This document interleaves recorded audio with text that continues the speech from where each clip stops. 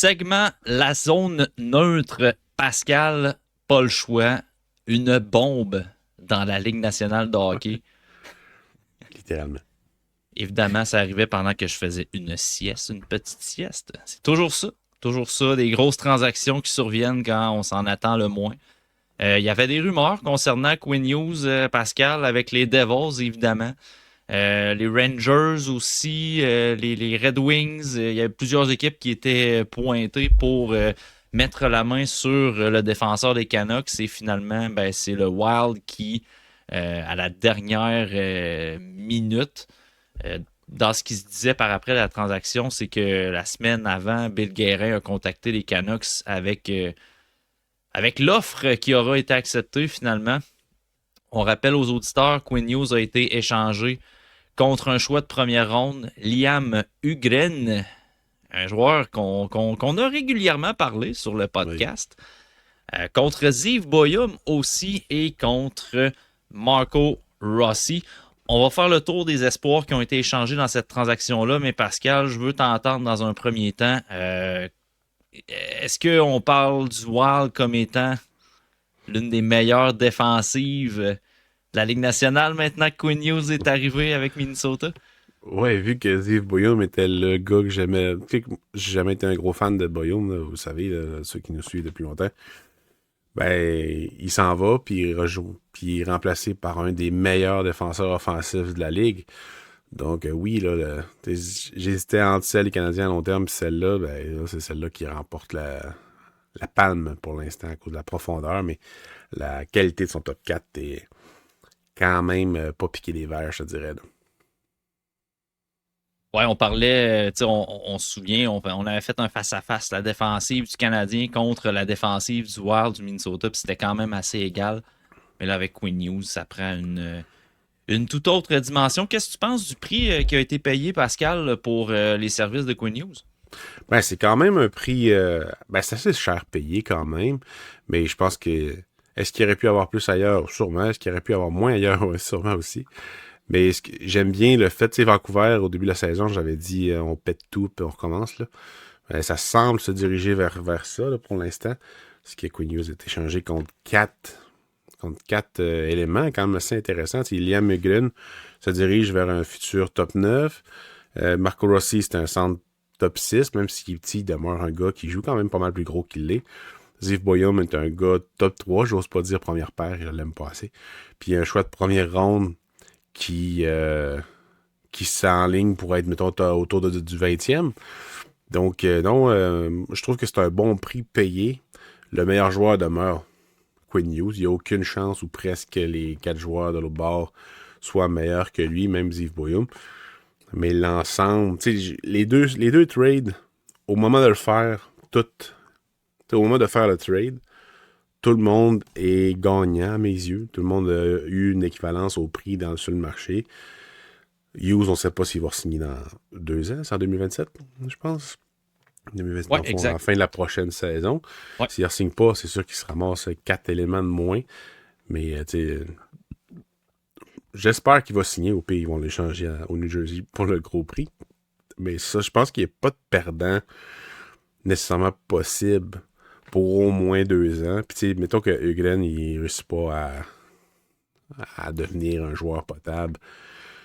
C'est pas la fin du monde. Boyum et Rossi, c'est quasiment des valeurs sûres qui deviennent des joueurs d'impact qui sont déjà des joueurs d'impact. Le choix de première ronde, on ne sait jamais. Puis Hugden, on verra bien quelle place qu'il va lui donner. J'aime bien le fait qu'il ait rejoint les Kelemaki à Vancouver. J'espère juste qu'Elias Peterson va être échangé à Buffalo pour aller chercher Noah Hoslund. Tant qu'à ça, on peut leur envoyer Adam Engstrom aussi, parce qu'Engstrom était dans cette équipe-là. Puis Carly Holdelius, bref. C'est ça. Tu vis Personnellement, dans le passé, Pascal. non. Alors, personnellement, j'aime le trade. Tu sais, des deux bords, j'aime beaucoup la transaction. Puis, il n'y a pas de gagnant ou perdant à première vue à moyen terme. Moi, ce que j'aime bien de la transaction, c'est que, tu sais, pour reprendre les mots qui m'ont surpris au début de la saison dans notre podcast, quand tu disais on pète tout puis on recommence, ben, c'est un peu ce que les Canucks ont fait. Ouais. Mais d'un autre côté, on est allé chercher des joueurs qui jouent tous dans la Ligue nationale présentement. Ugren est capable de jouer déjà sur un troisième, deuxième trio, d'être un gars de milieu d'alignement avec les Canucks. Marco Rossi, c'est un gars qui a marqué 60 points dans la Ligue nationale. Là, fait que, là, Elias Pettersson, il est à l'écart. Là, je pense qu'il y a eu des ennuis au niveau familial. Ça se peut. J'ai-tu lu entre les branches qu'il aurait perdu un enfant avec sa femme, Pettersson? C'était pas Pettersson. Ok, c'est pas à Pettersson que c'était arrivé, il me semble. Je me rappelle plus c'est qui, là, mais c'est pas lui. Non, c'est pas. Non, c'est Dallin que sa blonde a eu quelque chose au cœur. Dallin, c'était quelque chose au cœur. Mais on dirait que j'ai cru lire à quelque part. Bref, peut-être un autre Elias, il y en a 6, je pense, dans l'équipe. Ouais, c'est peut-être pas le bon Elias Pettersson non plus. Mais bref, tout ça pour dire que, en l'absence d'Elias Pettersson, Marco Rossi, c'est le premier centre de cette équipe-là, présentement.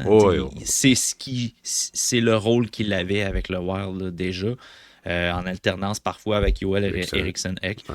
Mais Yves Boyum peut patrouiller une première paire là, présentement, au détriment de ce que tu puisses penser de lui. Là. Et dans le contexte, il va jouer sur le premier powerplay. Là, fait que c'est tous des gars qui jouent dans la Ligue nationale. Fait que, on dirait quasiment un reset rapide dans d'une semaine, quasiment. T'sais. Ouais, mais tu vas te chercher. C'est ça, comme tu dis, c'est plus un reset que vraiment péter tout au grand complet. Parce qu'ils ont pété le noyau, tu sais. Ouais, ça, ils ont pété le noyau, clairement, mais c'est ça. On n'a pas tout pété l'organisation. Non. C'est comme quand le Canadien est allé chercher New Hook, Justin Barron, Kirby Dack. T'allais chercher des joueurs qui étaient French NHL. Sauf que là, eux autres sont pas juste French. On sait qu'ils sont capables de jouer là, d'avoir un certain impact. Ugren, peut-être un peu moins, là. Mais on sait déjà que Boyum et Rossi sont des éléments que tu peux jouer, mettre ça à la glace maintenant puis avoir un impact. On verra pour Ugren. Mais ils ont tellement de la place que c'est sûr qu'il va jouer, là. C'est pas cette année, c'est l'année prochaine. Donc, tu sais, il y a un petit élément d'incertitude qui est pas là comparativement à ce qu'une vraie reconstruction comme le Canadien a fait t'amène dans une grosse transaction comme ça. Je vais d'une question d'un auditeur, Pascal. C'est Simon Limoges qui nous demande sur Patreon. Puis par la suite, on pourra passer là, justement un petit portrait des espoirs qui sont échangés. Puis j'aimerais ça aussi qu'on fasse le parallèle avec ce que ça aurait coûté aux Canadiens de procéder à une telle transaction.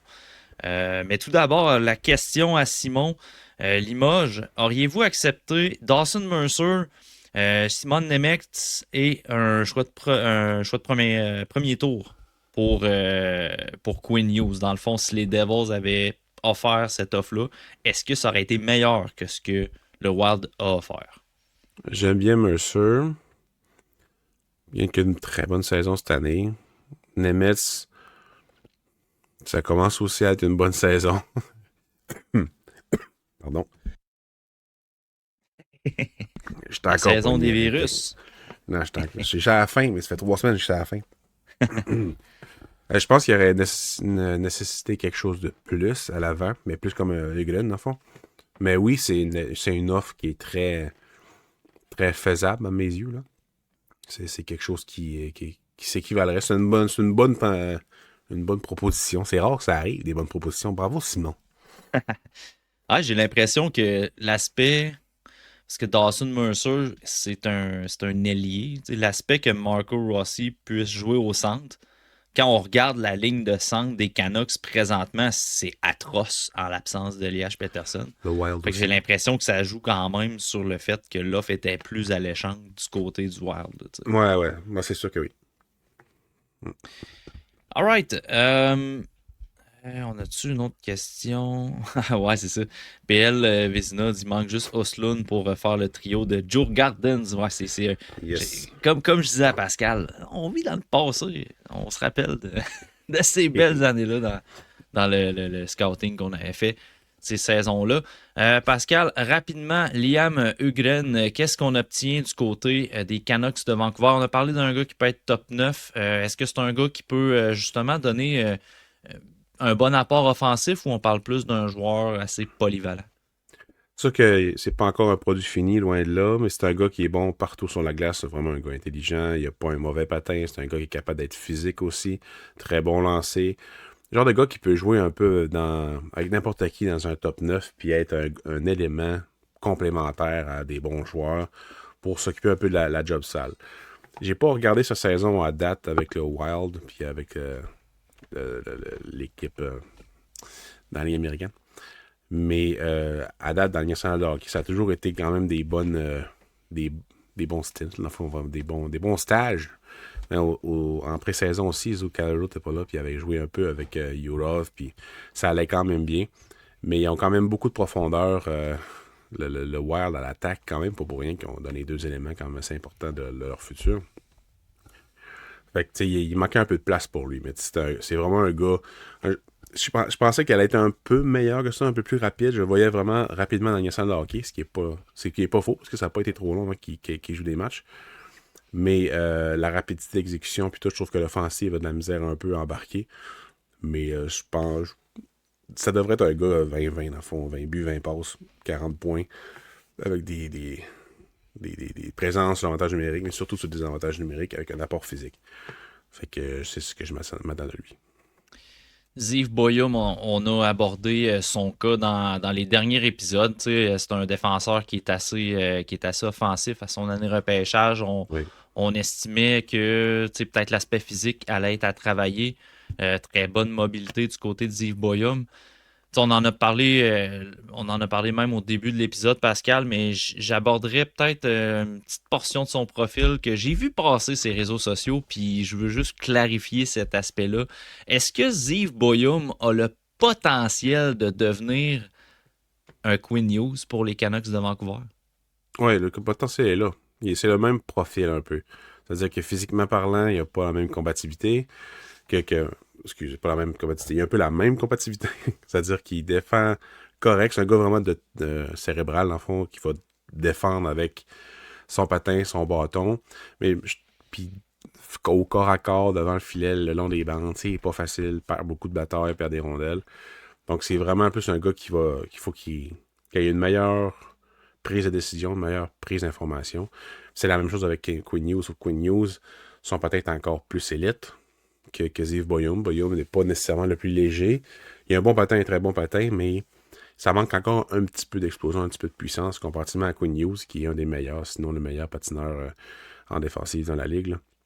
Donc, tu sais, c'est en voie de devenir un joueur qui a un profil similaire. Mais est-ce qu'il va se péter les saisons de 80 points et plus ou 70 points et plus? On verra, mais le potentiel est là. Et finalement, Marco Rossi, qui est un petit joueur de centre, mais quand même assez combatif. C'est quelque chose qui avait ressorti beaucoup à son année repêchage, comme quoi que c'est une bête d'entraînement. C'est un gars qui a un très très bon moteur. Ouais. A été ralenti par des ennuis de santé au début de sa carrière. À son Mais cœur, avec le Wild, c'est ça. Avec le Wild, on parle d'un attaquant qui a été capable de fournir 60 points là, de mémoire, c'est ça. Puis est-ce que tu penses que Marco Rossi pourrait justement, avec les ennuis d'Elias Peterson, est-ce qu'il pourrait lui ravir le poste de numéro 1 à la position de centre? Ben non, il n'y a pas le potentiel offensif de Elias Peterson. Il y a peut-être un meilleur potentiel en série, par exemple, avoir un meilleur impact en série versus Peterson, qui ça ressort pas vraiment beaucoup à ce niveau-là. Mais tu sais, Rossi, ça a toujours été quelque chose, en dehors ou sur la glace, contre la maladie ou dans la santé. C'est vraiment un combattant. Il y a les cuisses grosses comme son torse. Là. C'est vraiment quelqu'un qui est fort dans le bas de son corps. Je l'aimais beaucoup à son année de repêchage versus Quinn, son c'est-tu Nathan Jack Quinn. Jack Quinn. Ouais. Nathan Quinn, c'est un centre. Nathan Quinn, ouais, c'était une couple d'années après avec les remparts. Non, ça fait longtemps. Fait que je me rappelle d'une séquence, je pense que c'est contre Céron Noel, qui était 6 pieds 5, genre 6 pieds 4, puis il te l'avait ramassé en le coupant en deux. Fait que c'est vraiment là, quelqu'un qui jouait vraiment gros.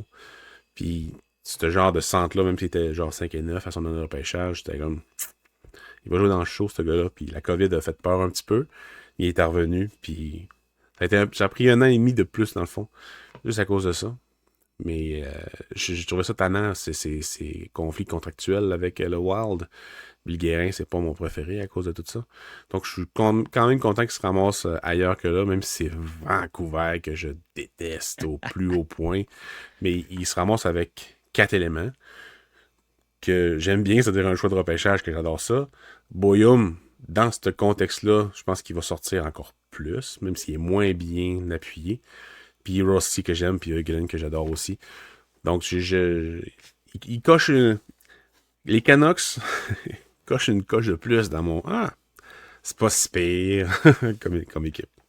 J'ai hâte de voir, tu sais, moi, je serais pas contre l'idée de ramener Elias Pettersson à l'aile, tu sais, dans le cas que Rossi il joue bien au centre, là, parce que là, Elias Pettersson va falloir trouver une façon de le ramener comme le marqueur qui était avant. Là. C'est quand même assez désolant de le voir aller depuis quelques saisons.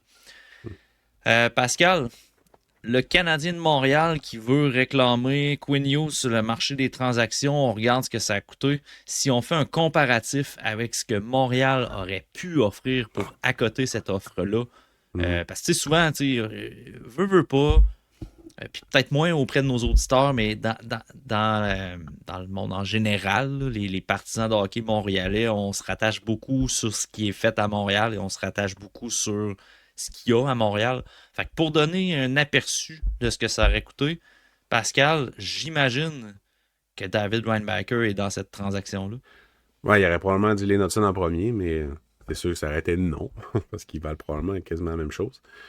Mais oui, tu sais, si tu veux un jeune joueur qui est sur le bord ou qui joue dans le national de hockey, t'as Reinbacker, Adam Strong, je pense pas qu'il est dans cette conversation-là de valeur-là. Même Reinbacker, ça n'a pas toute la même valeur qu'un Ziv Boyum. Au niveau de l'attaque, avec Eugren puis avec Rossi,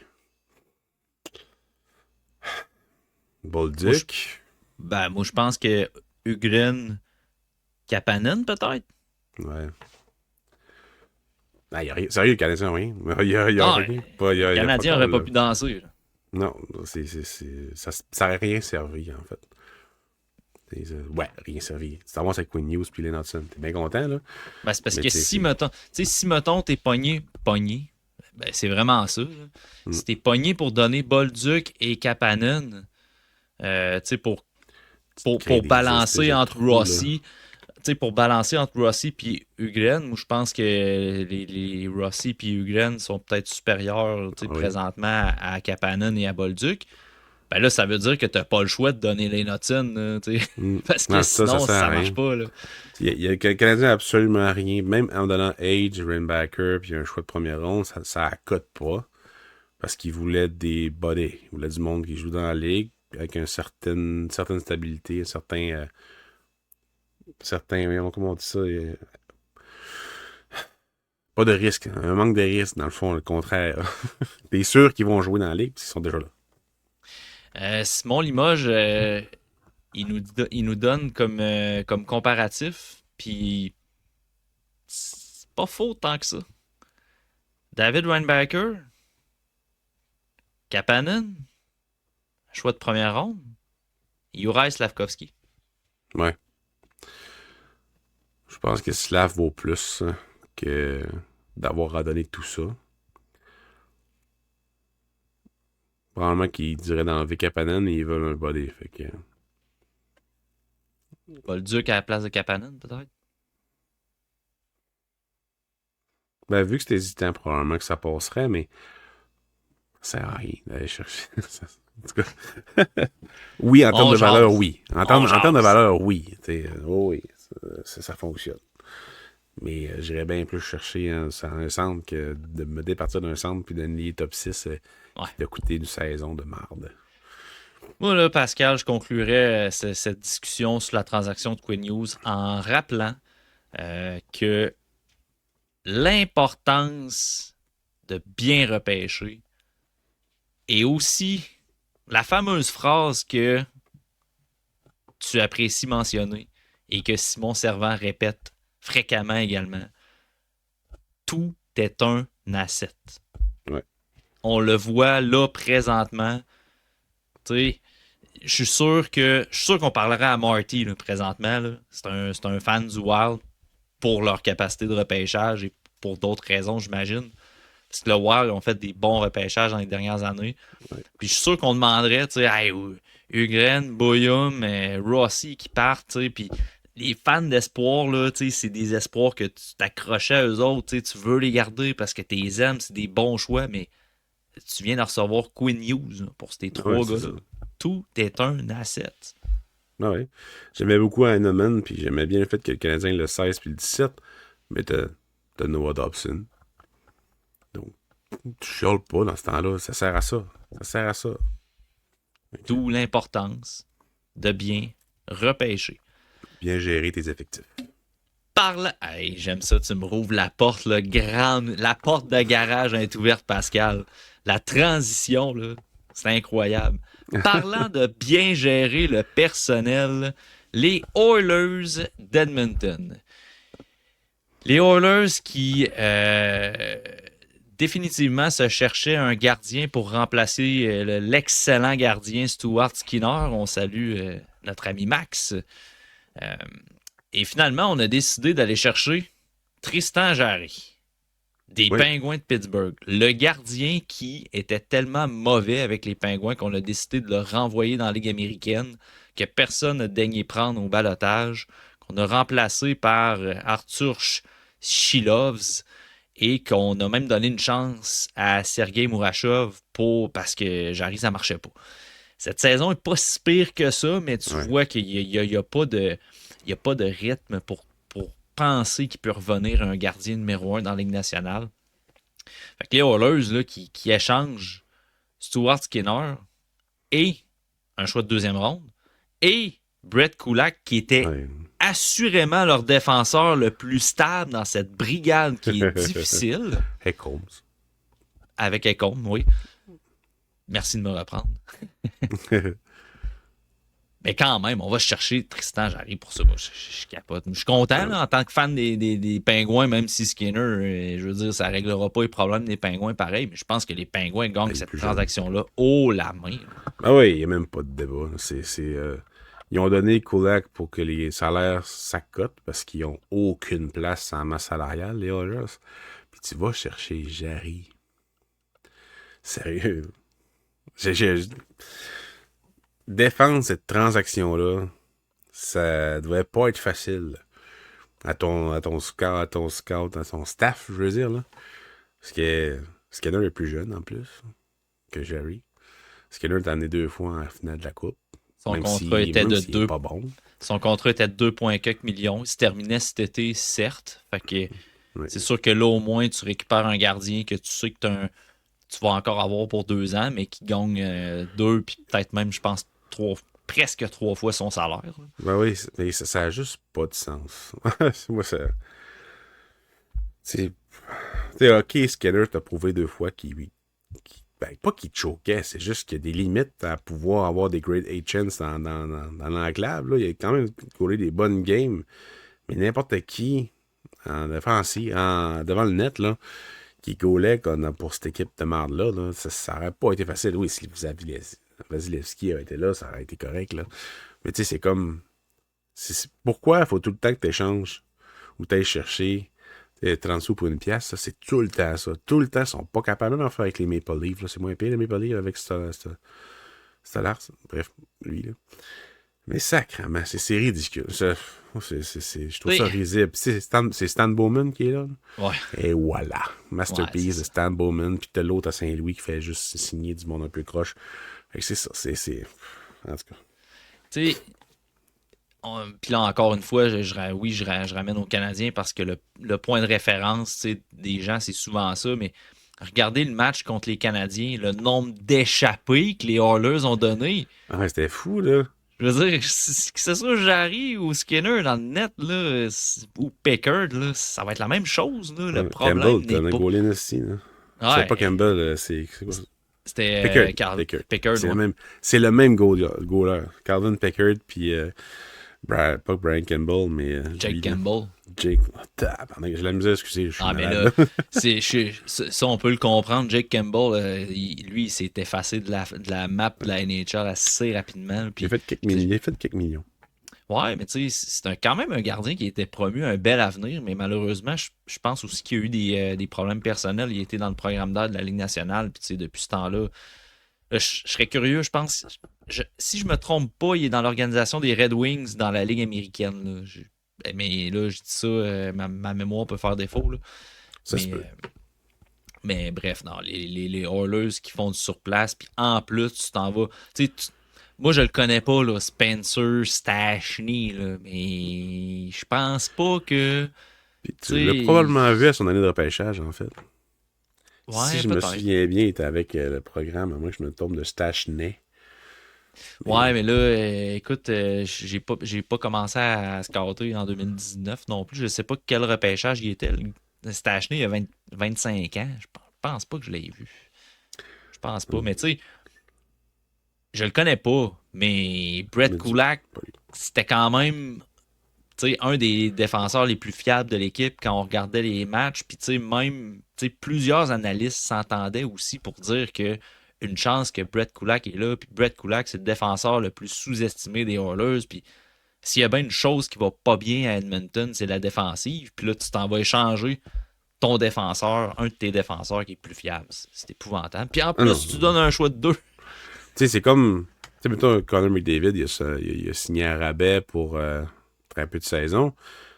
En disant, bon, ben, utilise l'argent à bon escient. En tout cas, je trouve il n'y a rien que cette équipe-là fait qui est bon. Et puis imagine, les Penguins de Pittsburgh ne voulaient pas retenir de salaire. Ah ouais, en plus. Fait que tu sais, tu ramasses le salaire au complet de Tristan Jarry. Puis c'est probablement pour ça qu'ils ont reçu, je pense, un choix de deuxième ronde. C'est comme, tu sais, là, tu vas me donner plus parce que moi, je retiens pas de salaire. Là. Je sais pas. Je sais pas comment ça a été fait. J'aime bien le commentaire d'ailleurs de PL Vézina qui dit que c'est moi qui vis dans le passé en parlant de Jake Campbell. Alright, ben ça a brassé quand même beaucoup dans la Ligue nationale cette semaine. Deux grosses transactions quand même. Euh, Faites-nous part en commentaire. Qu'est-ce que vous pensez de ces échanges-là? Ah oui, j'avais un autre point à aborder pour la transaction de Tristan Jarry. On va ramener ça au CH, évidemment. Aurais-tu pas envoyé Sam Montembeau rendu là? Ben, il est dans. Avec le mauvais début de saison qu'il a, il est dans cette catégorie-là, mais je pense que c'est un meilleur goaler que les deux. Là. Ça a Même l'air si, identique, ou presque. même si Larchie disait le contraire, là, je pense que Montembeau les torche les deux. Là, fait que. Mais oui, mais ça aurait servi à quoi? Pour Montréal, ça aurait. Aller Bon, chercher Kulak. tu ramènes Kulak après qu'il Tu le réchanges contre un 2, tu vas te rechercher un top un guy. prodige. Exact. Alright, c'était le segment sous le radar. Deux grosses transactions dans la Ligue Non, nationale zone de neutre. hockey cette semaine. Sous le radar. Hein. Je suis Ah tellement oui. habitué qu'on fasse le segment sous le radar en ouverture que tu vois, ça a été machinal. Segment zone neutre. Merci, Pascal. Ça fait deux fois que tu me reprends, Pascal. Jamais 203. Mané, tu vas fermer ton micro. Puis Ouais, tu vas parler dans le vide. exact.